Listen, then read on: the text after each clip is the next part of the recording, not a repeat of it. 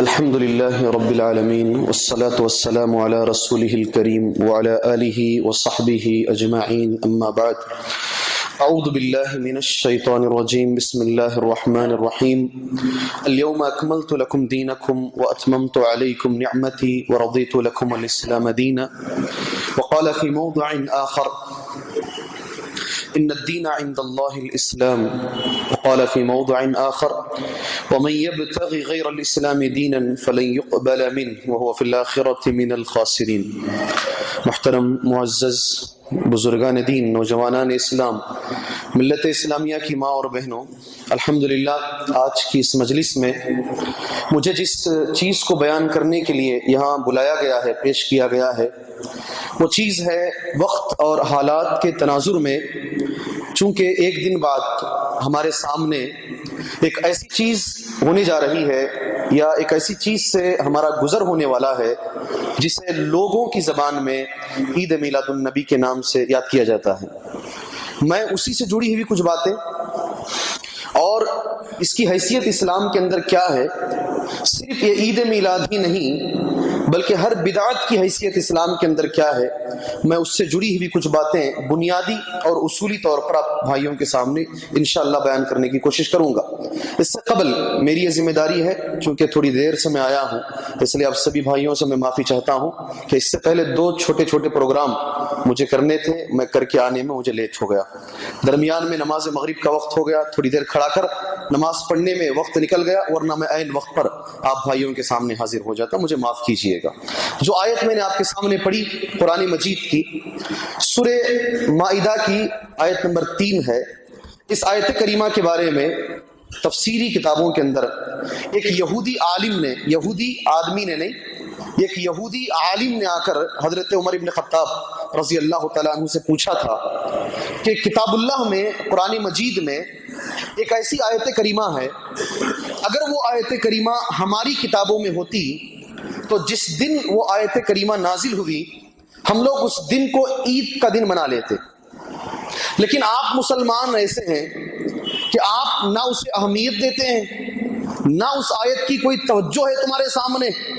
تو حضرت عمر ابن خطاب رضی اللہ تعالیٰ عنہ نے اس یہودی عالم سے پوچھا، عام آدمی نہیں تھا وہ، یہودیوں کا عالم تھا وہ. اس سے حضرت عمر ابن خطاب نے پوچھا کون سی بھی آیت ہے وہ؟ تو اس نے خود آیت پڑھ کر بتائی، الیوم اکملت لکم دینکم واتممت علیکم نعمتی ورضیت لکم الاسلام دینا. یہ آیت وہ یہودی عالم نے پڑھی اور یہ کہا کہ یہ اتنی بڑی آیت ہے کہ اگر ہمارے پاس ہوتی تو ہم عید منا لیتے. حضرت عمر ابن خطاب رضی اللہ تعالی عنہ نے اس کا جواب دیا، یہ آیت کریمہ جس دن نازل ہوئی وہ جمعہ کا دن تھا، جمعہ کا دن، اور وہ عرفہ کا دن تھا. یوم عرفہ بذات خود عید ہے ہمارے لیے، اور جمعہ عید کے اوپر عید ہے ہمارے لیے. تجھے بولنے کی ضرورت نہیں ہے، اللہ پاک نے اس کے نزول کے لیے 2 عیدوں کا انتخاب کیا ہے. تجھے غلطی پکڑنے کی ضرورت نہیں ہے. کیا ہے اس آیت کریمہ کے اندر، کیا معنی اس آیت کریمہ کے اندر بیان کیا گیا ہے؟ الیوم اکملت لکم دینکم، آج میں نے، اللہ فرما رہا ہے، آج میں نے دین کو مکمل کر دیا ہے. واتممت علیکم نعمتی، اور میری نعمت میں نے مکمل کر دی ہے. ورضیت لکم الاسلام دینا، اگر پوری دنیا میں کسی دین سے میں اگر راضی ہوں وہ صرف اسلام ہے. ورضیت لکم الاسلام دینا، کوئی دین ایسا نہیں ہے جس سے میں راضی ہوں سوائے اسلام کے. اور وہی آیت کریمہ میں نے آپ کے سامنے پڑھی، وَمَن يَبْتَغِ غَيْرَ الْإِسْلَامِ دِينًا، جو اسلام کو چھوڑ کر کسی دوسرے طریقے کو دین بنا لے گا فَلَن يُقْبَلَ مِنْهُ، وہ کبھی قبول نہیں کیا جائے گا، اس کا کوئی عمل قبول نہیں ہوگا. وَهُوَ فِي الْآخِرَةِ مِنَ الْخَاسِرِينَ، صرف دنیا میں محنت محنت محنت محنت عبادتیں سمجھ کے کرتا رہے گا، آخرت میں سوائے نقصان کے کوئی چیز ہاتھ نہیں آئے گی. سورہ آل عمران کی آیت کریمہ ہے. میں اس سے جڑی ہوئی ایک حدیث آپ بھائیوں کے سامنے بتا کر بات آگے لے کر چلتا ہوں. عمر ابن خطاب کہتے ہیں، الاحادیث الصحیحہ، صحیح الجامع کے اندر حدیث موجود ہے. عمر ابن خطاب کہتے ہیں کہ جب تک ہم نے، حضرت عمر کا قول ہے، اسلام کو عزت سمجھا کہ ہماری عزت اسلام سے ہے، اس وقت تک ہم بہت اونچے رہے، بہت بلند رہے، کوئی قوم ہمیں دبا نہیں سکتی تھی.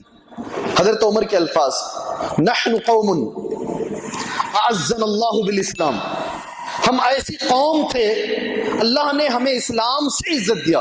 سمجھ رہے ہیں میری بات کو؟ اسلام سے ہمیں عزت ملی. ہمارے کپڑوں سے، ہمارے رتبے سے، ہمارے پیسوں سے، ہمارے بنگلہ گاڑی سے، یا ہمارے ایجوکیشن سے، کسی چیز سے نہیں. خود عمر واضح کرتے ہیں ایک دور ایسا تھا، میں نوجوان عمر، میرا باپ خطاب، میرے ہاتھ میں اونٹنیوں کی رسیاں، مجھے چرانے کے لیے بھیجتا تھا. میں بغیر مار کھائے کہ ایک دن بھی ایسا نہیں جاتا جب میں واپس آتا اور میرا باپ مجھے نہیں مارتا تھا. مجھے اونٹنیاں تک چرانی نہیں آتی تھی. آج الحمدللہ میں اتنے ممالک کا خلیفہ ہوں، یہ صرف اور صرف اسلام کی بدولت ہے، میرے کپڑوں کی بدولت نہیں. حضرت ابو عبیدہ بن جراح کو جواب دیا تھا. پہلی چیز ہمارے دماغوں میں یہ چیز بٹھا لیجئے گا اللہ کے خاطر، ہماری عزت، ہماری ذلت، دنیا میں ہمارا مقام، ہماری منزلت، یہ ساری چیزیں ہمارے اسلام سے ہیں. اسلام کو چھوڑ کر اگر ہم عزت تلاش کرتے ہیں تو پھر ہم بے وقوف ہیں، نادان ہیں، سوائے ذلت کے کوئی چیز ہاتھ میں نہیں آنے والی ہے. خود عمر کہتے ہیں رضی اللہ تعالی عنہ، مہما طلبنا العزت بدون الاسلام، جب ہم نے اسلام کو چھوڑ کر دوسری چیزوں میں عزت کو ڈھونڈنا شروع کیا، اذلنا اللہ من، اللہ نے ہمیں ذلیل کر دیا. خاص کر نوجوان بھائیوں سے، ہماری عزت، ہماری ذلت دونوں چیزیں اسلام سے جڑی ہوئی ہیں. اگر ہم اسلام پر عمل کرتے ہیں تو ہماری عزت ہے، اگر ہم اسلام پر عمل نہیں کرتے ہیں تو ہمیں ذلت سے دنیا کی کوئی طاقت نہیں بچا سکتی، کوئی طاقت نہیں بچا سکتی. 313 ہی تھے الحمدللہ، اور یہ دنیا پہ ماشاءاللہ راج کرتے تھے. ساری دنیا والے ہمارے کلچر کو اپناتے تھے. آج 56 ملک ہیں، کتنے؟ 50 پر 6 کنٹری، 56 کنٹری رہنے کے باوجود آج جتنے ہم ذلیل ہیں اتنے ذلیل آج تک کی تاریخ میں کبھی نہیں تھے. ہم کبھی نہیں تھے. پہلے دماغ میں بٹھا لیجئے، اللہ تبارک و تعالیٰ جس دین سے ہمیں راضی ہے وہ دین کون سا ہے؟ دین اسلام. ایک حدیث بتاتا ہوں میں آپ کے سامنے. اللہ کے نبی صلی اللہ علیہ وسلم نے فرمایا، سب سے زیادہ اللہ تبارک و تعالیٰ کن لوگوں سے نفرت کرتا ہے؟ وہ کون لوگ ہیں جن سے اللہ تبارک و تعالیٰ نفرت کرتا ہے؟ نبی کریم صلی اللہ علیہ وسلم نے 3 لوگوں کا نام لیا. اللہ تعالیٰ ان سے ہمیں بچائے، ان میں شامل ہونے سے اللہ ہمیں محفوظ رکھے. الفاظ حدیث، ابغض الناس عند اللہ ثلاثہ، سب سے مبغوض، سب سے نفرت کے قابل اللہ کے پاس 3 لوگ ہیں، سب سے نفرت کے قابل. صحیح حدیث بالکل صحیح حدیث. فتح المجید وغیرہ کے اندر جو مکہ مکرمہ میں درس میں رکھی جاتی ہے کتاب، اس میں صفحے اول میں پڑھی جاتی ہے یہ حدیث. سب سے زیادہ اللہ جسے نفرت کرتا ہے وہ 3 احباب ہیں. کتنے؟ 3 قسم کے لوگ. میں اسے روک کے آگے چلے جاؤں اس لیے کہ یہ بڑی بات ہے. بڑی باتوں کو روک کر بتانا زیادہ بہتر ہے تاکہ بات دماغ میں بیٹھے. یا بول دوں؟ بتائیے، بول دوں یا آگے چل کے بعد میں بولوں، پوچھنے پہ کہوں؟ جی، ابغض الناس عند اللہ ثلاثہ، 3 لوگ ہیں. پہلے نمبر پہ رینک 1 جو ہے جسے کہا گیا ہے مبتغن فی الاسلامی سنت الجاہلیہ. اللہ اکبر.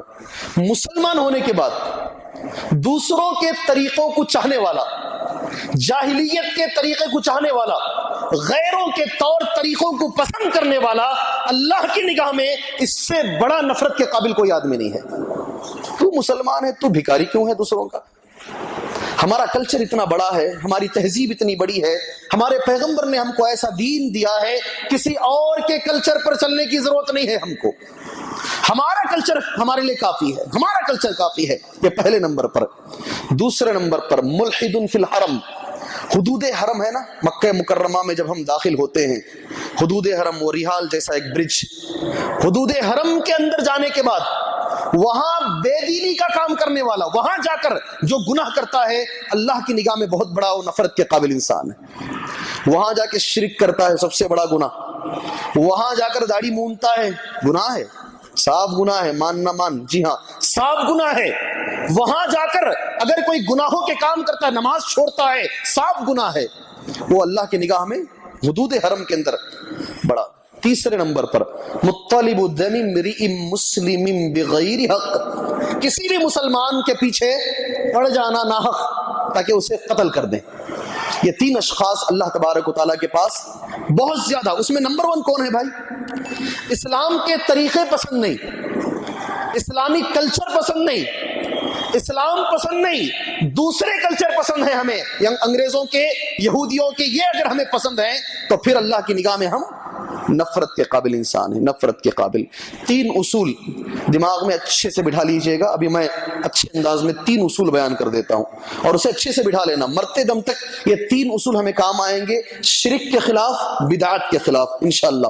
پہلا اصول یہ ہے، ہمارا دین مکمل ہے، الحمدللہ ہمارا دین کمپلیٹ ہے، مکمل ہے، یہ میں نہیں کہتا اور نہ ہمارے پیغمبر نے کہا، یہ قرآن مجید میں خود اللہ تبارک و تعالیٰ نے پارہ نمبر 6 آیت نمبر 3 سورہ مائدہ میں اللہ نے کہہ دیا۔ یہ اصول ہے، اصول معمولی بات نہیں ہے، یہ ہم ایک اصول دماغ میں رکھیں، ہمارا دین کمپلیٹ ہے، مکمل ہے، اور رب نے فرما دیا الیوم اکملت لکم دینکم واتممت علیکم نعمتی، آج میں نے دین کو مکمل کر دیا، مکمل کر دیا۔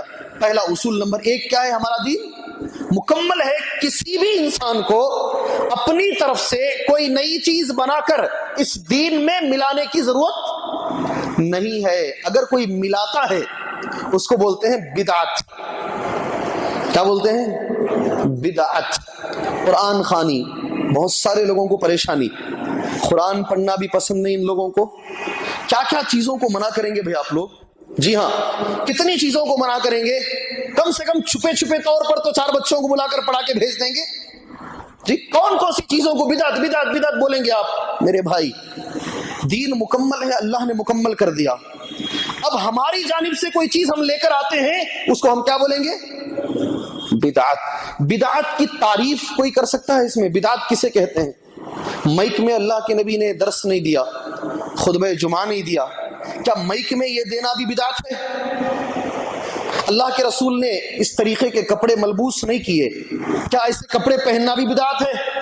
نبی کریم صلی اللہ علیہ وسلم کی مسجد میں فین نہیں تھے، فین کے نیچے ایسی باتیں بول بول کے لوگوں کا دماغ خراب کیا جاتا ہے اور یہ کہا جاتا ہے بھئی یہ بھی بدعت ہے۔ آخر بدعت ہے کیا؟ کوئی ایک بتا سکتے ہیں بدعت کسے کہتے ہیں؟ شریعت میں نئی چیز کو اختیار کرنا۔ جی ہاں، نہیں سمجھ میں آیا، سامنے والا مانے گا نہیں۔ ثواب سمجھ کر کوئی عمل کرنا، جی، جو دین میں نہیں ہے۔ اللہم بارک فیہ، اللہ آپ کو برکت عطا فرمائے۔ یقینی طور پر آپ نے صحیح کہا، دماغ میں رکھیے گا، کوئی بھی ایسا عمل جو نہ اللہ کے رسول کے زمانے میں تھا، نہ صحابہ کے زمانے میں تھا، نہ قرآن و حدیث میں اس کی کوئی دلیل ہے، ٹھیک ہے، ابھی بات ختم نہیں ہوئی، اسے ثواب سمجھ کر اگر کیا جاتا ہے تو وہ بدعت ہے، اگر ثواب سمجھ کر نہیں کیا جاتا تو وہ بدعت نہیں ہے۔ اگر کوئی امام یہ کہے مائک میں دے تو ثواب زیادہ، بغیر مائک میں دے تو ثواب کم، پھر یہ بدعت ہو گئی۔ اگر کوئی یہ کہے، اگر ڈال لے کہ بھائی ایسا کریں تو ثواب کی نیت سے کوئی ایسا کام کرے جو نہ اللہ کے نبی کے زمانے میں تھا نہ صحابہ کے زمانے میں اور قرآن و حدیث سے اس کی دلیل نہیں ہے، اس کو کیا کہتے ہیں؟ بدعت۔ یہ بڑا گناہ ہے، قتل سے بڑا، زنا سے بڑا، معاف کیجئے، زنا سے بھی بڑا، قتل سے بھی بڑا میں نہیں کہتا، نبی کریم صلی اللہ علیہ وسلم خود فرماتے ہیں شر الامور محدثاتها، ہر جمعہ میں پڑھتے ہیں، ہر خطیب پڑھتا ہے یہ، شر الامور، جتنے بھی کام ہیں سب میں بدترین کام اگر کوئی ہے تو بدعت ہے، اس سے برا کام دنیا میں نہیں ہے، ایسا نبی نے خود کہا، شر الامور محدثاتها۔ بدعت میں جو آدمی نیا کام کر رہا ہے، نماز کے بعد دعا کا مسئلہ ہو یا پھر قرآن خوانی کا مسئلہ ہو یا کوئی بھی مسئلہ ہو، آج جو میلاد آئے گا بہت سارے مسئلے آئیں گے، کوئی بھی مسئلہ ہو، وہ اللہ کے نبی صلی اللہ علیہ وسلم پر ایک الزام لگا رہا ہے۔ کس پر؟ کس پہ الزام لگا رہا ہے؟ جب ہم نبی کریم صلی اللہ علیہ وسلم کی قبر پر جاتے ہیں نا، آج بھی جب ہم جاتے ہیں کیا پڑھنا چاہیے ہمیں نبی کی قبر پر؟ اللہ کے رسول صلی اللہ علیہ وسلم کی قبر پر آج بھی اگر ہم گئے، قبر پر کیا پڑھنا چاہیے ہمیں؟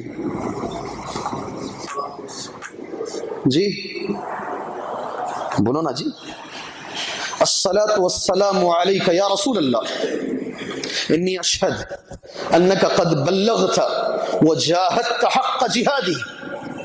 آپ پر درود و سلام ہو اللہ کے رسول، میں گواہی دیتا ہوں آپ نے جو کچھ اللہ نے آپ کو دیا تھا آپ نے امانت کے ساتھ امت تک پہنچا دیا. یہ نبی کی قبر پر پڑھی جانے والی دعا ہے. انی اشہد، میں گواہی دیتا ہوں، انک قد بلغت، آپ نے تبلیغ کر دی. آپ نے 1,40,000 صحابہ سے پوچھا، میں نے پہنچا دیا. صحابہ نے کہا پہنچا دیا. بدعتی آدمی کیا بولتا معلوم؟ اللہ کے نبی نے نہیں پہنچایا صلی اللہ. آپ نے خیانت کی، استغفر اللہ، اعوذ باللہ. آپ کو یہ بتانا چاہیے تھا، آپ بھول گئے یا آپ نے چھپا لیا ہمارے سے. آپ کو بولنا چاہیے تھا یہ دین ہے، یہ دین ہے. آپ بولے بغیر چلے گئے، چھپا لیا آپ نے. کیا کر رہے ہیں آپ؟ بدعت کیوں اتنا بڑا گناہ ہے؟ اس لیے کہ بدعت میں نبی پر انگلی اٹھائی جاتی ہے، اللہ کے نبی کو مورد الزام ٹھہرایا جاتا ہے، اس لیے بدعت بڑا گناہ ہے. ورنہ دیکھنے میں تو بڑی اچھی چیز ہے وہ. ٹھیک، پہلا اصول کیا ہے؟ اصول نمبر 1 کیا ہے؟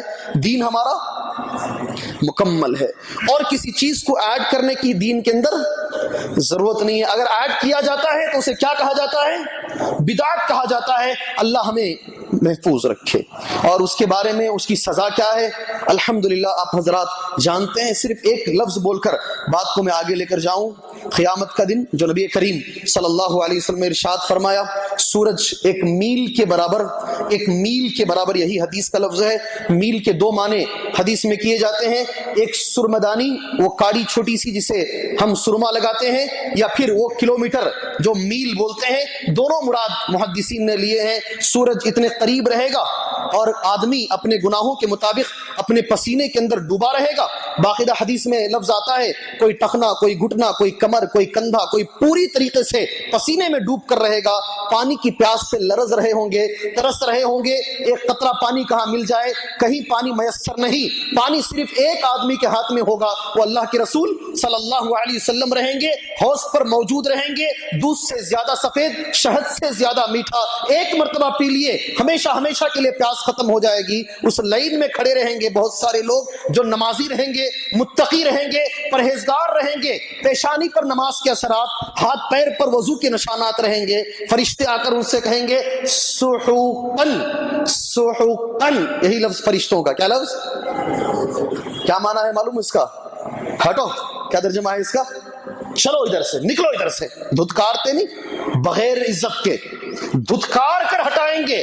نماز کے نشانات، نماز پڑھتے تھے وہ لوگ، ہاتھ پیر پر وضو کے نشانات. جی مسلمان امت محمدیہ کے لوگ، اللہ کے رسول خود آ کر فرشتوں سے کہیں گے یہ میری امت ہے، ان کو پانی پینے کے لیے چھوڑیے.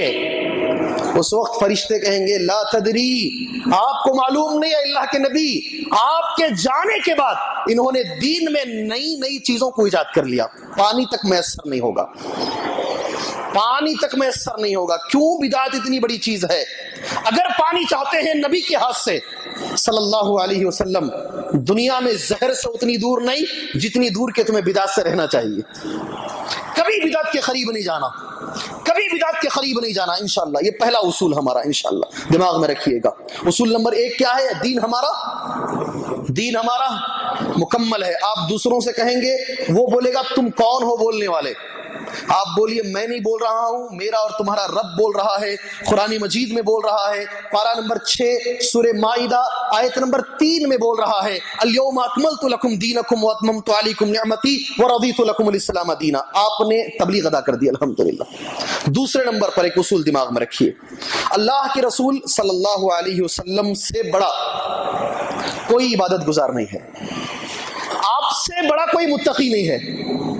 اگر کوئی سوچتا ہے کہ نبی سے زیادہ کوئی نماز پڑھنے والا صلی اللہ علیہ وسلم، نبی کریم صلی اللہ علیہ وسلم سے بڑا کوئی متقی ہے، وہ گنہگار ہے. کبھی یہ عقیدہ دماغ میں نہیں آنا. آپ سے بڑا عبادت گزار دنیا میں کوئی نہیں، آپ سے زیادہ متقی دنیا میں کوئی نہیں. دلیل کیا ہے؟ صحیح بخاری صحیح مسلم دونوں کتابوں میں حدیث موجود ہے، مشہور حدیث ہے جسے آپ سبھی بھائی الحمدللہ جانتے ہیں۔ وہ تین احباب جو امہات المؤمنین میں سے کسی ایک کے پاس آئے تھے، حضرت عائشہ رضی اللہ تعالیٰ عنہ کے پاس، تقریباً اللہ کے نبی کے عمل کو پوچھے تھے۔ اللہ کے نبی کا عمل بتایا گیا کہ رات میں آپ نماز بھی پڑھتے ہیں، سوتے ہیں، دن میں کبھی روزہ رکھتے ہیں، چھوڑتے ہیں، آپ نے نکاح بھی کیا ہے۔ تو تینوں لوگوں نے اپنی اپنی طرف سے چیز طے کر لی تھی کہ ہم نکاح نہیں کریں گے۔ پہلے نمبر پر کیا ہے؟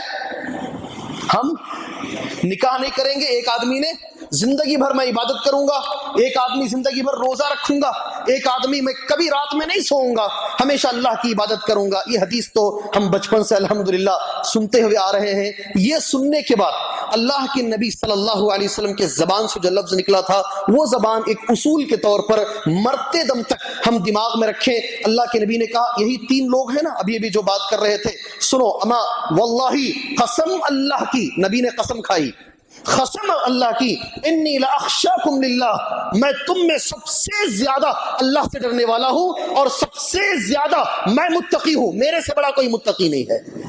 میں جتنا کرتا ہوں اتنا عمل کرو، اس کے آگے نہیں کر سکتے آپ۔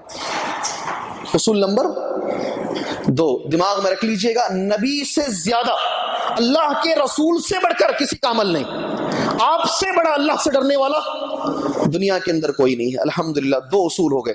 تیسرا اصول جو ہمیں دماغوں کے اندر رکھ کر چلنا ہے وہ یہ ہے، ابھی میں نے بتا تو دیا ہے لیکن اصول کے طور پہ نہیں بتایا۔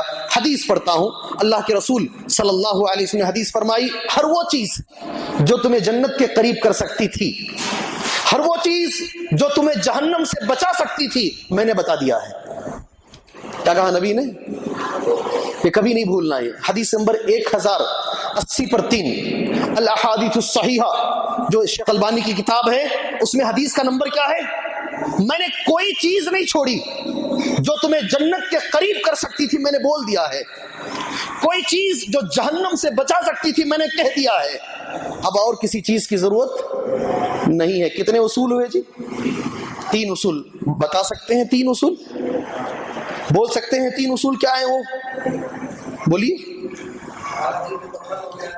ہمارا دین مکمل ہے، ماشاءاللہ جی۔ دوسرا، ماشاءاللہ اللہ کے نبی سے بڑا کوئی عمل کرنے والا نہیں ہے، آپ سے بڑا کوئی متقی نہیں ہے۔ تیسرے نمبر پر، جو چیز بھی ہمیں جنت کو لے کر جا سکتی تھی اور جو ہمیں جہنم سے بچا سکتی تھی، اللہ کے نبی نے ہمیں بتا دیا ہے۔ قربان جائے، یہ ان 3 اصولوں کو آپ اپنی زندگی کے اندر اوڑھنا اور بچھونا بنا لیجئے۔ آپ کو انشاءاللہ ہر بدعت کے خلاف، ہر شرک کے خلاف یہ 3 اصول تمہیں کام آئیں گے جی۔ یہی سلف صالحین، یہی منہج انبیاء، یہی صحابہ کا مسلک، یہی تابعین کا مسلک۔ اسی پر کوئی بھی کتاب اٹھا لیجیے آپ، شیخ بن باز کی، شیخ ابن عثیمین کی، شیخ البانی کی، کسی کی بھی کتاب، ہر بدعت سے پہلے یہ 3 اصول ملیں گے آپ کو۔ یہ کام نہ نبی نے کیا، یہ کام نہ صحابہ نے کیا، یہ کام نہ سلف صالحین میں موجود تھا، اس لیے یہ کام بدعت ہے۔ انہی 3 اصولوں کو ساری دنیا کے علماء استعمال کرتے ہیں۔ دین مکمل ہے۔ پہلا اصول، اللہ کے نبی سے بڑا کوئی متقی نہیں، اور نبی نے کوئی چیز الحمدللہ چھپائی نہیں، چھوڑی نہیں، ہر چیز اللہ کے رسول صلی اللہ علیہ وسلم نے ہمیں الحمدللہ بتا دیا ہے۔ اب آگے آ جائیں ان اصولوں کو سامنے رکھ کر۔ کل ایک دن پیر کا دن باقی ہے، منگل کا دن۔ سارے ہندوستان کے اندر منگل کے دن چھٹی دی گئی ہے، عید میلاد النبی کے نام پر، عید میلاد النبی کے نام پر۔ اس کے بارے میں آپ جانتے ہوں گے، میں یہ اصولوں کو رکھ کر، یہ میلاد کی بات بتا کر اپنی بات انشاءاللہ مختصراً ختم کروں گا۔ جس وقت اللہ پاک نے مجھے قطر میں کچھ بولنے کا موقع دیا، قطر کی جامع مسجد کے اندر، الحمدللہ اس وقت بھی یہی موقع تھا، میلاد کا ہی موقع تھا، اور تبلیغی جماعت بڑی کثرت میں آئی تھی۔ شمیم سلفی صاحب مدنی اور سلفی جو قطر میں بہت اچھے عہدے پر موجود ہیں، وہ لے کر گئے مجھے بولنے کے لیے۔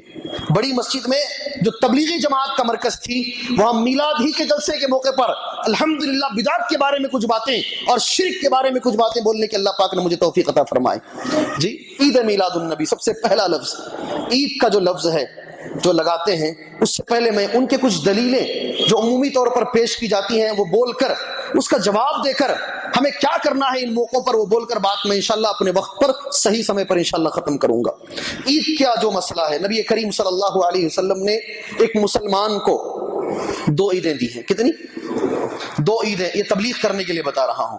نبی کریم صلی اللہ علیہ وسلم نے ایک مسلمان کو صرف دو عیدیں دی ہیں اللہ کے نبی صلی اللہ علیہ وسلم نے. کب دیا؟ ابو داؤد ابن ماجہ کی حدیث ہے. اللہ کے رسول صلی اللہ علیہ وسلم مکے سے مدینہ آئے، چھوٹے چھوٹے بچے جو تھے کھیل رہے تھے. اللہ کے نبی نے پوچھا یہ کیوں کھیل رہے ہیں؟ کہا دو عیدیں ہیں ان لوگوں کی، ایک نوروز ایک مہرجان. اللہ کے نبی نے فرمایا ان دونوں کو میں ہٹاتا ہوں اللہ کے حکم سے. قد ابدلکم اللہ بہما، اللہ نے ان دونوں کے بدلے میں تمہیں دو عیدیں عطا فرمائی ہیں، ایک عید الفطر اور ایک عید الاضحیٰ یا عید الضحیٰ. ٹھیک ہے، اس سے بڑی ایک عید ہے الحمدللہ جمعہ، یوم الجمعہ. اس کے لیے بھی الحمدللہ احادیث میں عید کا لفظ استعمال کیا گیا، اور یہ لفظ بھی استعمال کیا گیا جو جمعہ کو پالے فلیغتسل، اسے غسل کرنا چاہیے اور بہتر کپڑا پہنے، بہتر عطر لگائے، مسواک کرے اور جمعہ کو آ جائے، اس لیے کہ یہ مسلمانوں کی عید ہے الحمدللہ. کتنی عیدیں بتائی گئی؟ مجمل طور پر دو ہی، اگر جمعہ کو ہم شامل کر لیں تو پھر 3. اس کے آگے کسی اور چیز کو عید کا لفظ بڑھانا، یہ اسلام کے اندر نئی چیز کو داخل کرنا ہے. گناہ نہیں، بڑا گناہ ہے، بدعت ہے، بہت عظیم گناہ ہے، چاہے وہ نبی کریم صلی اللہ علیہ وسلم کی پیدائشی تاریخ کیوں نہ ہو. جی ہاں، یہاں ایک مغالطہ. جس دن اللہ کے نبی پیدا ہوئے صلی اللہ علیہ وسلم پیر کا دن تھا، کوئی شک نہیں پیر کا دن تھا، لیکن تاریخ کون سی تھی کسی کو نہیں معلوم. 12 تاریخ تھی ربیع الاول کی، یا 9 تاریخ تھی، یا کوئی اور تاریخ تھی. آج تک کوئی عالم الحمدللہ جو اتھینٹک عالم ہے پختگی کے ساتھ نہیں کہا. یہ بولتے ہیں 9 بھی ہو سکتے ہیں. مولانا صفی الرحمان مبارک پوری رحمہ اللہ جو تاریخ کے بڑے زبردست عالم تھے، شاہ فیصل اوارڈ جن کو ملا تھا، ان کی کتاب الرحیق المختوم موجود ہے، ذرا کھول کے پڑھ لیجئے گا. وہ بھی یہی کہتے ہیں زیادہ اثر یہ ہے کہ 9 تاریخ یہ زیادہ قابل ترجیح ہے. 12 تاریخ کسی نے نہیں کہی. لیکن جس دن انتقال ہوا، غور سے سننا اسے، جس دن انتقال ہوا 100% وہ 12 تاریخ تھی. آج جو مسلمان کروڑوں کی تعداد میں، لاکھوں میں نہیں ہے، یہ کروڑوں کی تعداد میں جلوس نکال رہے ہیں یا عید میلاد النبی کر رہے ہیں، وہ یقینی طور پر نبی کی وفات پر خوشی منا رہے ہیں، آپ کی پیدائش پر نہیں. جی ہاں، یقین مانیے آپ. اللہ کے نبی جس دن انتقال ہوئے وہ 100% وداؤٹ یعنی ڈاؤٹ، کوئی ڈاؤٹ نہیں ہے اس میں، 100% شور 12 تاریخ کو. جب پیدا ہوئے اس میں گارنٹی نہیں ہے. آج جو لوگ عید منانے کی بات کر رہے ہیں وہ وفات پر 100% منا رہے ہیں. جی ہاں 100%. اللہ رحم فرمائے اور مسلمانوں کو ہدایت دے کہ وہ کدھر جا رہے ہیں. اللہ کے نبی صلی اللہ علیہ وسلم کے انتقال پر قربان جائے. نبی کریم صلی اللہ علیہ وسلم کا جب انتقال ہوا، حضرت عمر ابن خطاب کی حالت آپ جانتے ہیں، حضرت فاطمہ کی حالت آپ جانتے ہیں. کتنی احادیث ہیں، کتنی احادیث ہیں. حضرت عمر ابن خطاب تو آپے سے باہر ہو گئے تھے نا، تلوار کھینچ کر کھڑے ہو گئے تھے، جو بولے گا نبی کا انتقال ہوا سر قلم کر دوں گا. آج کا مسلمان کیا کر رہا ہے؟ اللہ اسے بچائے، اللہ اسے ہدایت دے. پہلی بات. دوسری بات، جس دن نبی کریم صلی اللہ علیہ وسلم پیدا ہوئے پیر کا دن، آپ پیر کا دن روزہ رکھتے تھے، ہر پیر اور ہر جمعرات کو. آپ سے پوچھا گیا اللہ کے نبی آپ پیر اور جمعرات کا روزہ کیوں رکھتے ہیں؟ تو آپ نے وجہ یہ بتائی، 2 چیزیں وجوہات میں آپ نے پیش کی. پہلی وجہ یہ، میں پیر کے دن پیدا ہوا ہوں، کہا آپ نے میں پیر کے دن پیدا ہوا ہوں اس لیے. اور ایک وجہ یہ بھی بتائی، پیر اور جمعرات کو ہمارے نام اعمال اللہ کے دربار میں پیش کیے جاتے ہیں. میں چاہتا ہوں کہ روزے کی حالت میں میرے نام اعمال پیش کیے جائے. کتنے ریزن بتائے آپ نے؟ 2 ریزن بتائے. اب یہ اہل بدعہ کو کلمۃ حق ارید بہ الباطل یہ چیز مل گئی. نبی خود اپنی پیدائش پر روزہ رکھتے تھے تو ہم کیوں نہیں عید منائیں؟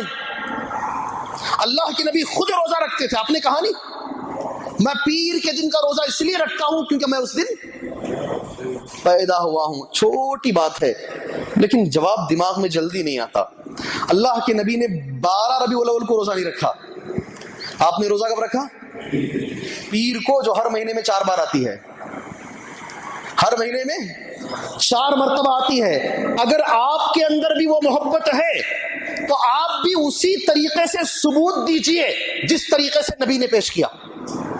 آپ بدل نہیں سکتے. ہر مہینے میں 4 روزے رکھ کر پیر پیر کے آپ ثبوت دیجیے اللہ کے رسول صلی اللہ علیہ وسلم کی محبت کا، نہ کہ 12 ربیع الاول کو عید منا کر۔ بات سمجھ میں آئی؟ ایک اور دلیل پیش کی جاتی ہے، ضعیف حدیث، ابو لہب اس سے جہنم میں سوال کیا جائے گا، کیا کبھی ایسا بھی ہوتا ہے تمہارے ساتھ کہ تمہارا عذاب ہلکا ہو جائے؟ یہ لوگ پیش کرتے ہیں۔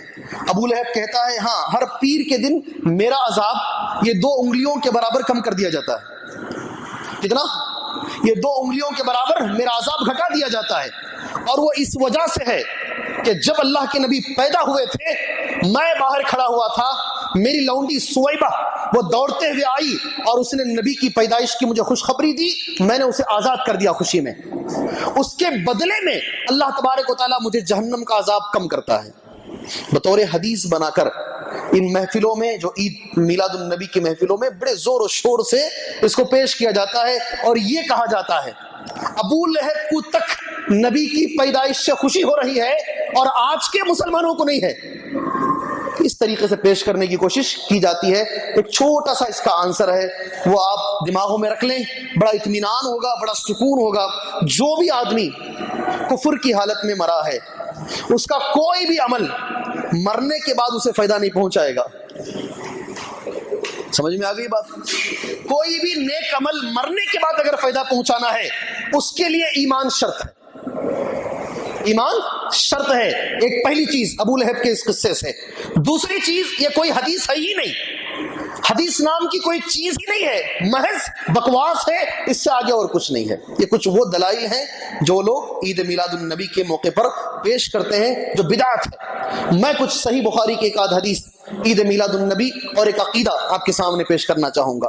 حضرت عمر ابن خطاب رضی اللہ تعالیٰ عنہ جب تاریخ بنانے کا مسئلہ پیش آیا کہ ہماری تاریخ کہاں سے شروع ہو، عمر ابن خطاب رضی اللہ تعالیٰ عنہ کے سامنے سب سے پہلے جو مشورہ پیش کیا گیا وہ یہی مشورہ تھا کہ اللہ کے رسول صلی اللہ علیہ وسلم جس دن پیدا ہوئے ہیں اس دن سے مسلمان اپنی تاریخ بنائیں گے۔ الحمدللہ، قربان جائے حضرت عمر ابن خطاب رضی اللہ تعالیٰ عنہ پر نماز تراویح کے مسئلے میں حضرت عمر کو ہی مانتے ہیں، انہی کی دلیلیں پیش کرتے ہیں، لیکن عید میلاد النبی کا جب مسئلہ آتا ہے حضرت عمر کو اٹھا کر بازو پھینک دیتے ہیں۔ جی، جو میٹھا میٹھا ہے وہ چاہیے اور جو کڑوا ہے وہ نہیں چاہیے۔ عجیب لوگ ہیں، اللہ رحم فرمائے۔ حضرت عمر نے کہا تھا نہیں، اللہ کے نبی جس دن پیدا ہوئے اس دن ہم اپنی تاریخ نہیں بنائیں گے، اس لیے کہ کہیں ایسا نہ ہو کہ بعد میں آنے والے مسلمان اسی چیز کو عید منا لیں۔ اس کو کیا بولتے ہیں معلوم؟ دور اندیشی بولتے ہیں۔ کیا بولتے ہیں؟ قربان جائے حضرت عمر پر اس جیسا کوئی خلیفہ یا کوئی لیڈر جو 90 سال سے نہیں ہے ہمارے اندر، اللہ ابھی پیش کر دے تو بہت بہتر ہے۔ 1924 سے کوئی خلیفہ نہیں ہے نا ہمارا، 1924 1924 سے مسلمانوں کا کوئی خلیفہ نہیں ہے۔ پہلی بار ہم ایسے دور میں گزر رہے ہیں جب مسلمانوں کا امیر نہیں ہے۔ اس سے پہلے ہمیشہ امیر تھا، ہمیشہ ایک آدمی امیر ہوا کرتا تھا۔ اسی 100 سال کے عرصے میں 1924 میں آخری جو ترکیوں میں ایک آدمی تھا، آخری امیر تھا جو ختم ہو گیا۔ لیکن ہمیں ایسے امیر کی ضرورت ہے جو حضرت عمر رضی اللہ تعالیٰ عنہ جیسے۔ جی ہاں، انہوں نے کہا تھا نہیں، اللہ کے نبی کی پیدائش کو ہم نہیں منائیں گے اس لیے کہ کہیں لوگ اسے عید نہ منا لیں۔ افسوس کی بات ہے آج لوگوں نے اسی چیز کو عید منا کے رکھا ہے۔ صحیح بخاری کی حدیث آپ کے سامنے پڑھتا ہوں، ما عدوا من مبعث النبی صلی اللہ علیہ وسلم، صحابہ نے نبی کی پیدائش کو تاریخ نہیں بنائی، اور نہ نبی جس دن نبی بنائے گئے اس دن کو بھی تاریخ نہیں بنائی، بلکہ ہجرت کو صحابہ کرام نے تاریخ کے طور پر استعمال کیا۔ یہ صحابہ نے عید کو ہٹانے کی کوشش کی، میلاد کو ہٹانے کی کوشش کی۔ کہاں سے شروع ہوئی یہ چیز، یہ بھی ذرا سن لیجئے تاکہ بات دماغوں میں بیٹھ جائے۔ یہ عید میلاد النبی کس نے شروع کیا؟ نہ اللہ کے نبی کے زمانے میں موجود تھی، بات ختم ہو گئی۔ صحابہ کے زمانے میں نہیں موجود تھی، الحمدللہ بات ختم ہو گئی۔ تابعین کے زمانے میں بھی نہیں، تبع تابعین کے زمانے میں بھی نہیں، اماموں کے زمانے میں بھی نہیں۔ کس کے؟ نہ حضرت امام ابو حنیفہ رحمۃ اللہ علیہ، نہ امام مالک رحمۃ اللہ علیہ، نہ امام شافعی رحمۃ اللہ علیہ، نہ امام احمد بن حنبل رحمہ اللہ علیہ مجمعین۔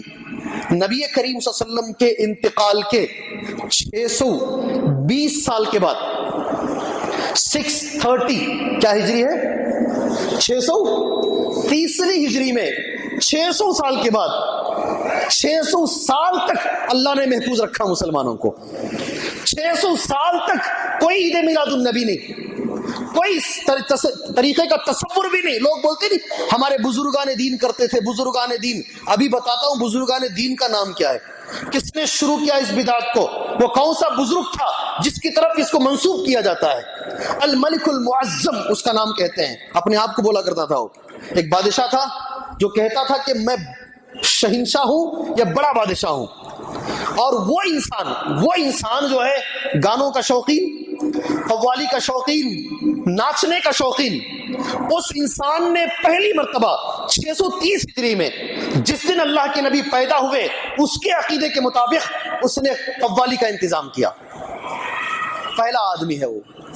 آج بھی بنگلور کے اندر بھی اگر کہیں پر جلوس نکالا جا رہا ہے، ڈھول تاشے نکل رہے ہیں، مکے مدینے کی فوٹوਆਂ نکل رہی ہے، اس کا سارا وبال اس بادشاہ پر ہے.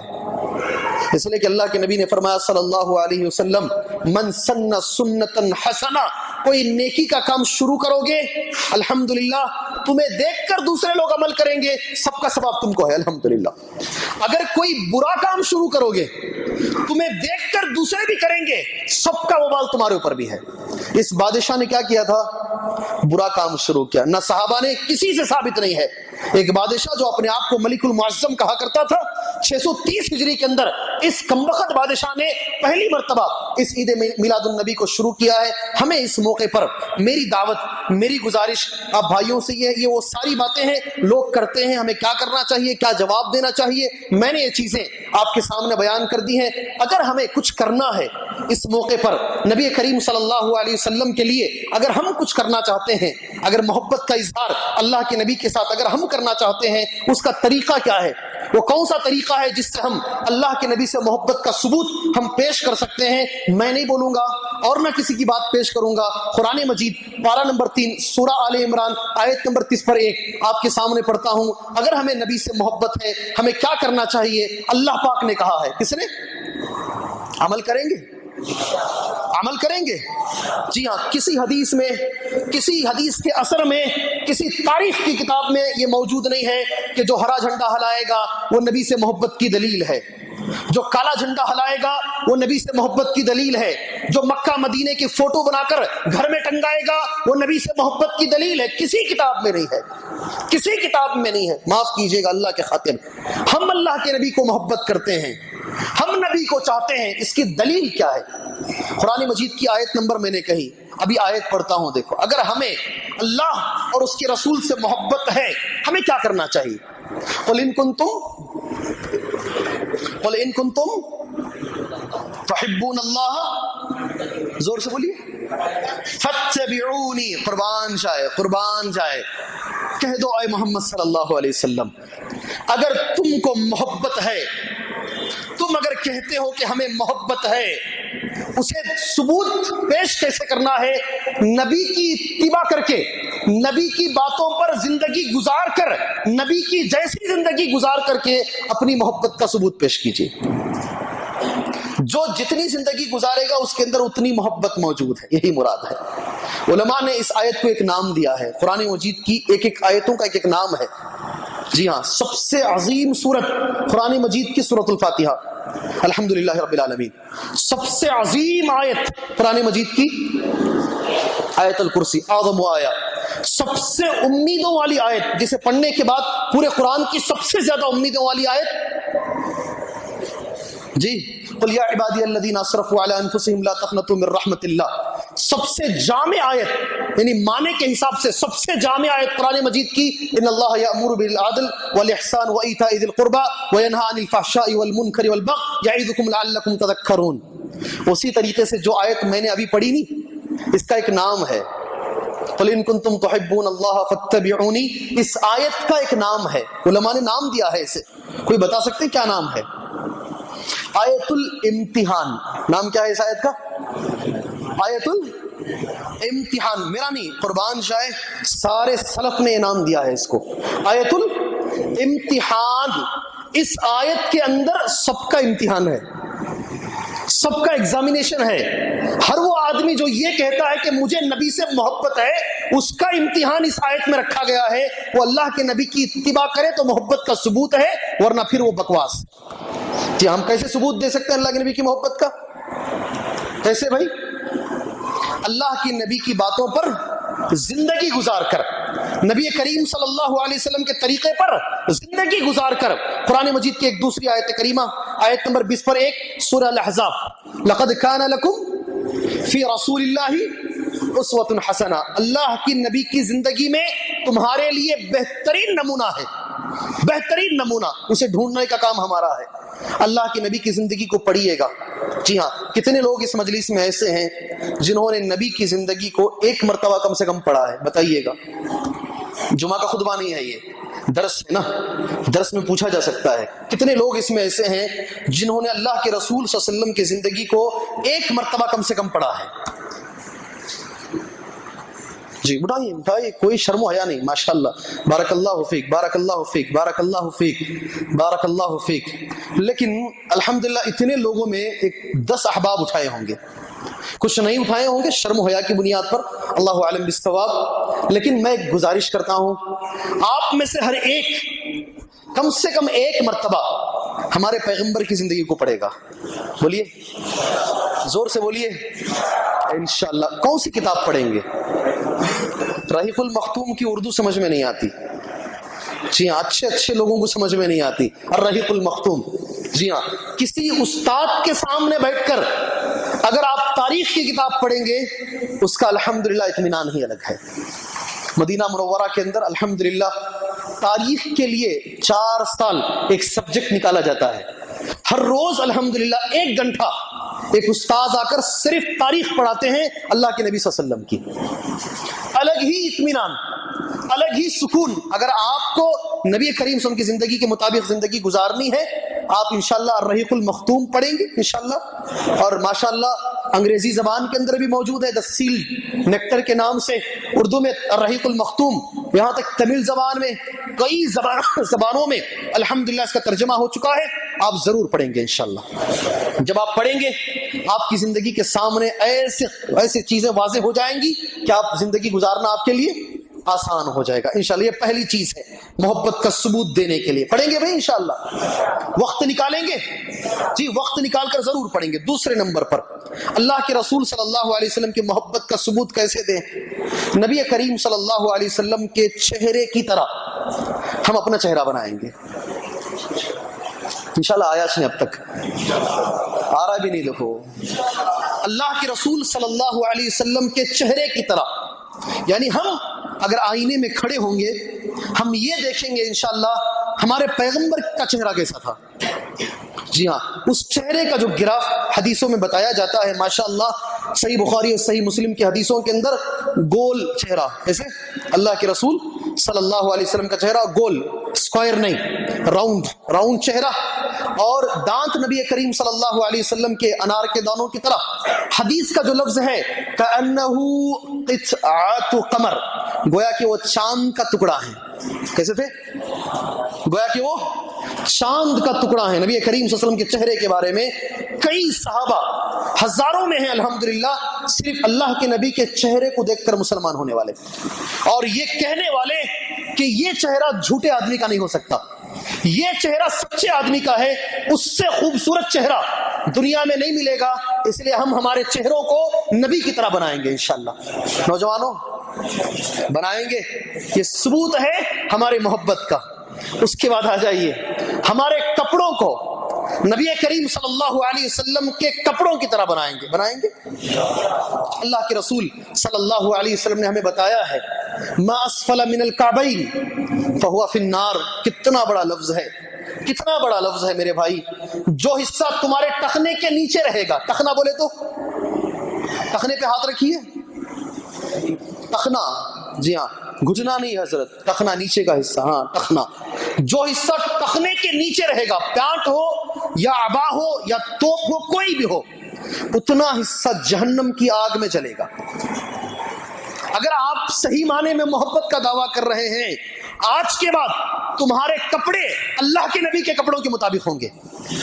زور سے بولیے نا، انشاءاللہ، بارک اللہ فیکم۔ جی ہاں، اگر ہم نے ہماری پانچ یا ہمارا پیجامہ اوپر کر لیا اللہ گواہ ہے ہماری عزت میں کمی نہیں آئے گی انشاءاللہ، ہماری عزت نہیں گھٹے گی انشاءاللہ۔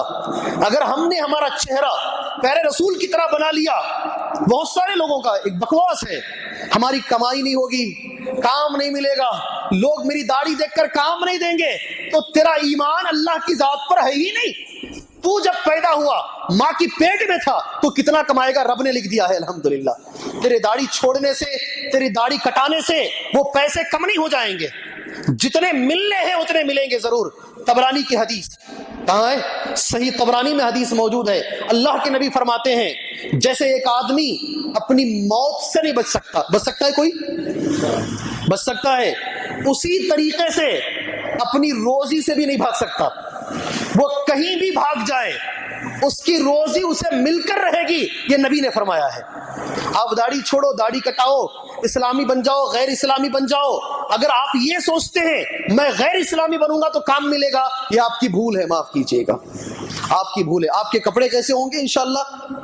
نبی کریم صلی اللہ علیہ وسلم کے مطابق آپ کا چہرہ اللہ کے رسول صلی اللہ علیہ وسلم کے مطابق اس سے اوپر ایک چیز ہے، آپ کے اخلاق۔ کیا ہے؟ آپ کے اخلاق، کیریکٹر۔ یہ بولنے سے پہلے ایک سوال بول کر، یہ کیریکٹر کی حدیث بول کر آج کی بات ختم کرتا ہوں۔ کون احباب یہاں موجود ہیں جو قیامت کے دن اللہ کے نبی صلی اللہ علیہ وسلم کے ساتھ ایسا رہنا چاہتے ہیں؟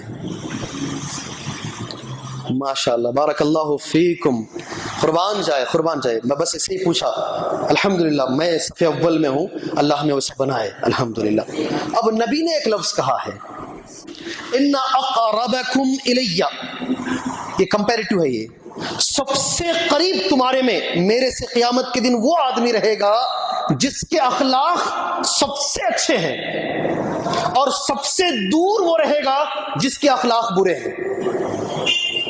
الحمدللہ، قربان جائے۔ اگر آپ کو کوئی تکلیف بھی دے رہا ہے، یہ سوچ کر سہ لیجئے کل مجھے نبی کے قریب رہنا ہے، اس لیے میں اخلاق کے دائرے کو پار نہیں کروں گا، ورنہ مجھے نبی کی صحبت نہیں ملے گی۔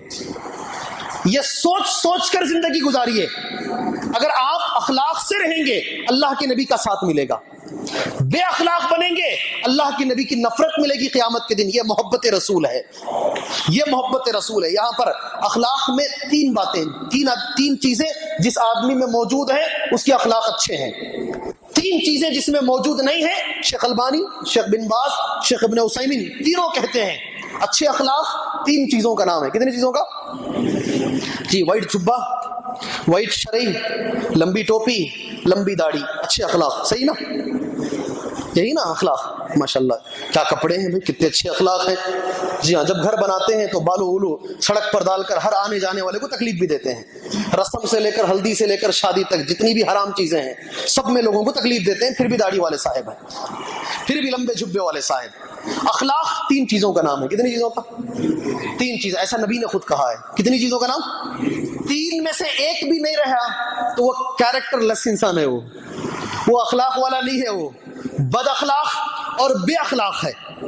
پہلے نمبر پر جو اخلاق میں ہونا چاہیے انشاءاللہ اپنائیں گے آپ انشاءاللہ۔ نبی نے فرمایا کسی سے بھی ملو چہرہ کھلا رکھ کر ملو، طلاقۃ الوجہ، چہرے پہ جھلڈیاں نہیں ڈالنا۔ کس سے ٹینشن نہیں ہے بولو؟ دنیا میں ہر ایک کو پریشانی ہے، مجبوری ہے، ٹینشن ہے۔ ٹینشن میں تھا، کبھی چہرہ مشرق کی طرف، ہاتھ مغرب کی طرف، کان کی ایک ظلم زبردستی سے نہیں۔ نبی نے فرمایا طلاقۃ الوجہ، مسکرا کر کھلے دل سے آپ اگر ملاقات کرتے ہیں، یہ اخلاق کی پہلی چیز ہے۔ کریں گے؟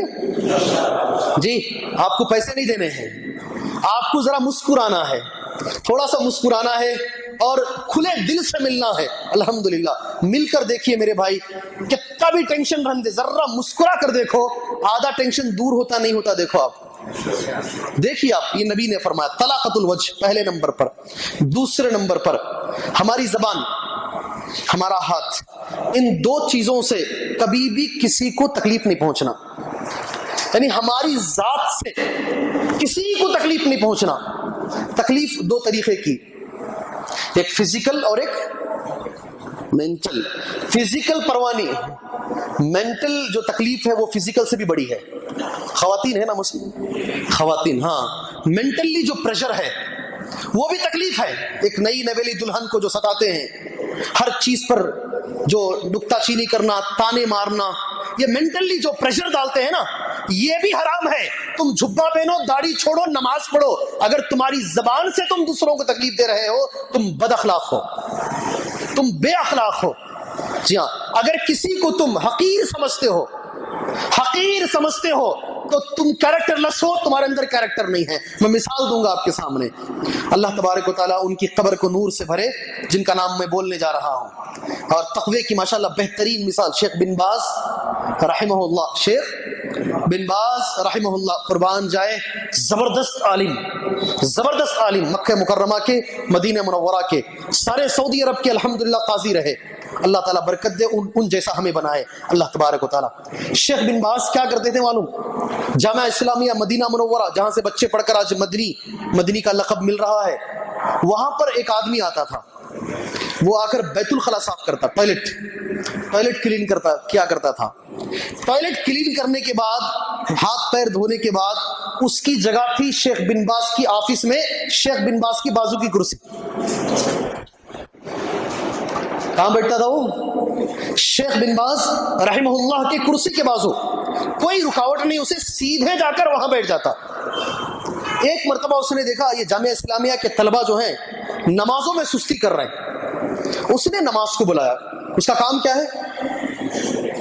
ٹوائلٹ صاف کرنا، بیت الخلا صاف کرنا. جامعہ اسلامیہ کے طلبہ ہیں، وہ سلیکٹڈ طلبہ، ساری دنیا کے سلیکٹڈ طلبہ. انہوں نے اسے منہ توڑ جواب یہ دیا، تیرا کام کتنا ہے؟ ٹوائلٹ صاف کر اور نکلتے رہو. نماز پڑھنا ہم نہ معلوم ہے، ہمیں کیسے جانا ہم کو معلوم. بڑا افسوس ہوا اسے، اس لیے کہ اس کی حیثیت یاد دلائی نا. ہماری نگاہ میں اگر ہم کہیں ان لوگوں نے اسے حیثیت یاد دلائی. جس دن شیخ بن باز کا انتقال ہوا نا، ان کے شاگرد شیخ حفیظ الرحمان صاحب اعظمی عمری مدنی، جو اس وقت جامعہ اسلامیہ کے پہلی بیچ کی پہلی سیٹ، جو شیخ البانی کے شاگرد، شیخ بن باز کے شاگرد اور شیخ شنقیطی کے شاگرد الحمدللہ، انہوں نے کلاس میں یہ لفظ ہم سے کہا. وہ بیچارہ دل چھوٹا کر لیا، حلال خور، اردو میں کیا بولتے ہیں اس کو؟ حلال خور. اس نے جا کر شیخ بن باز سے کہا، میں نے لوگوں کو نماز کی طرف بلائی لیکن لوگوں نے مجھے میری حیثیت یاد دلائی. شیخ بن باز نے نماز کے بعد سارے بچوں کو جمع کیا، زیادہ تقریر نہیں کی، قرآن مجید کی ایک آیت پڑھی، وَإِذَا قِيلَ لَهُ اتَّقِ اللَّهَ أَخَذَتْهُ الْعِزَّةُ بِالْإِثْمِ. جب ان سے کہا جاتا ہے اللہ سے ڈرو، عزت بیچ میں آ جاتی ہے. ترجمہ کیا ہے؟ عزت بیچ میں آ جاتی ہے. کون کہنے والا؟ وہ نہیں، اس کی حیثیت یاد دلانے چلے جاتے ہیں لوگ. نہیں، کبھی نہیں. اگر آپ کتنے بھی بڑے آدمی رہیں، چہرے سے معصوم رہیں، متقی دکھیں، تمہاری زبان تمہاری حرکتوں سے دوسروں کو تکلیف پہنچ رہی ہے، تم کیا ہو؟ بد اخلاق ہو. تم کیا ہو؟ بد اخلاق ہو. قربان جائے ہمارے نبی پر صلی اللہ علیہ وسلم، کبھی اللہ کے نبی نے ساری زندگی میں کسی کا دل نہیں توڑا، کبھی نہیں توڑا. کبھی کسی عورت پر ہاتھ نہیں اٹھایا، کسی بچے کو ہاتھ نہیں اٹھایا، کبھی کسی کو شیپ آؤٹ نہیں کیا. اللہ کے رسول صلی اللہ علیہ وسلم نے اس کی ایک مثال دے کر ایک آخری بات بول کر بات ختم کر دوں.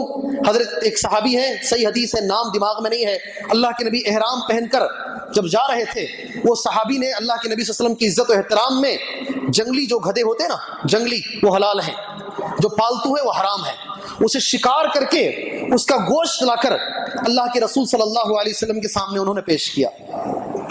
نبی کریم صلی اللہ علیہ وسلم نے بازو اٹھا کر رکھ دیا، گوشت کو بازو رکھ دیا، تو ان کی آنکھوں سے آنسو ٹپک گئے کہ نبی کریم صلی اللہ علیہ وسلم نے میری مہمانی کو قبول نہیں کیا، پتہ نہیں کیا ہے. آپ حدیث پڑھیے گا ریاض الصالحین میں، ہر کتاب میں، بخاری مسلم تقریباً کتابوں میں حدیث موجود ہے. فوراً چہرے کو دیکھا نبی نے، ارے نہیں، ادھر آؤ، میں کیوں بازو رکھا معلوم ہے؟ جی، رونے کی ضرورت نہیں ہے، دل چھوٹا کرنے کی ضرورت نہیں ہے. کیوں رکھا معلوم ہے؟ احرام کی حالت میں شکار کا کھانا جائز نہیں ہے، اس لیے میں نے بازو رکھا، ورنہ تم اچھے ہو، تمہارا شکار بھی اچھا ہے. دل نہیں توڑے اس کا دل نہیں توڑے نبی کریم صلی اللہ علیہ وسلم. جی ہاں، روتے رہے ہو. فوراً جیسے ہی نبی نے دیکھا کہ دل چھوٹا کر لیے ہیں، امیڈیٹ اللہ کے نبی نے بتایا، فوراً اللہ کے نبی نے بتایا یہ اخلاق ہے. الحمدللہ کتنی چیزیں ہیں اخلاق میں؟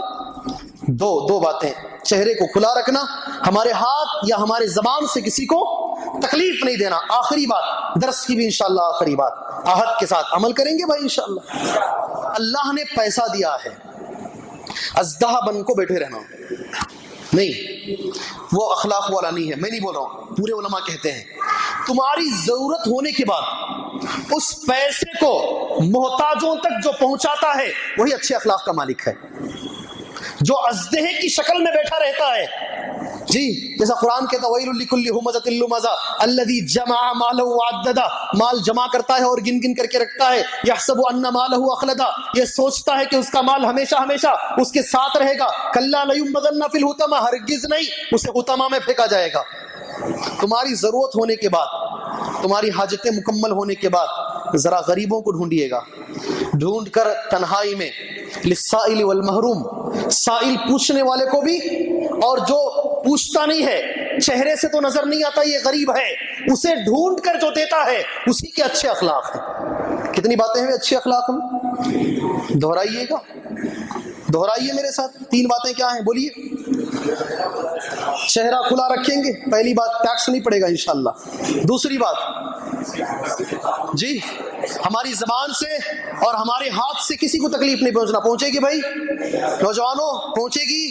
زبان کا خیال رکھیے گا، کس سے بات کر رہے ہیں، کیسی بات کر رہے ہیں، کیا بات کر رہے ہیں، سوچ سمجھ کے بولیے گا. اللہ کے خاطر تکلیف نہ دیجیے. زبان سے اور ہمارے ہاتھ سے کسی کو تکلیف نہیں پہنچنا، یہ 2 طریقے کی، مینٹلی بھی نہیں پہنچنا اور فزیکلی بھی نہیں. تیسری بات، اللہ پاک نے اگر ہمیں کچھ دیا ہے، ہماری ضرورت ہونے کے بعد دوسروں کی ضرورتوں کو بھی خیال رکھنا. جو نبی نے فرمایا وہ مسلمان نہیں ہے جو خود پیٹ بھر کر کے کھائے اور اس کا پڑوسی بھوکا رہے. اللہ سے دعا ہے اللہ تعالیٰ جو صحیح محبت ہے نبی کریم صلی اللہ علیہ وسلم کی، ہمیں اس کے مطابق زندگی گزارنے کی توفیق عطا فرمائے. نبی کریم صلی اللہ علیہ وسلم کے جیسے عقیدہ، اللہ کے نبی صلی اللہ علیہ وسلم کے جیسے اعمال، اللہ کے نبی صلی اللہ علیہ وسلم کے جیسے اخلاق، اللہ کے نبی صلی اللہ علیہ وسلم کی جیسی عبادتیں، ہر چیز نبی کی طرح اللہ ہمیں کرنے کی توفیق عطا فرمائے. ہمارے اخلاق نیک بنائے اللہ تبارک و تعالیٰ. بالخصوص ان مہینوں کے اندر جن جن مسلمانوں پر ظلم ہو رہے ہیں، تقریباً 40 پر 5 سے 50 چھوٹے بچے مظفر نگر کے اندر اب تک انتقال ہو چکے ہیں